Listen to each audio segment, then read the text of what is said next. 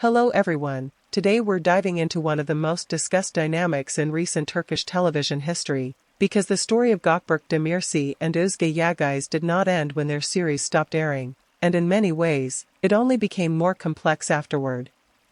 Their relationship, which began during the filming of Yamin, gradually evolved into a real-life engagement, creating a rare overlap between fiction and reality that audiences found difficult to separate.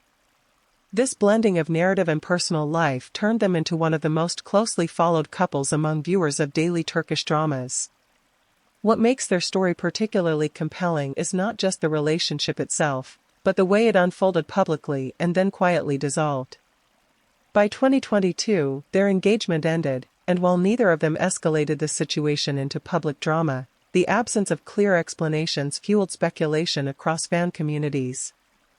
According to available information, both actors chose to move forward professionally rather than dwell on personal explanations, but that silence only intensified online discussions, where audiences attempted to reconstruct the reasons behind the breakup based on subtle interview cues and social media behavior. At the same time, both careers began to diverge significantly, which added another layer to the narrative. Yağız transitioned into higher-profile projects such as Baba and later Safir, steadily building a more diverse portfolio, while Demirci continued developing his presence in series like You Seek His Cards, where he explored a different type of character with more internal conflict. This divergence created a subtle comparison dynamic among viewers, who began evaluating not just their past relationship, but their individual artistic trajectories.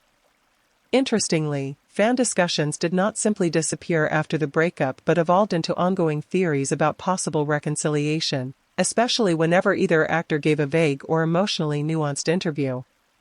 Some interpretations were based on fragments of statements or perceived emotional undertones, though none of these theories were ever confirmed, highlighting how audience investment can extend far beyond the actual facts. So now the story of these two actors is no longer about a relationship alone, but about how two careers can begin from the same point and evolve in completely different directions while remaining permanently linked in public memory, and the real question becomes whether audiences will ever fully separate their individual identities from the story that first connected them, or if that connection will always define how they are perceived.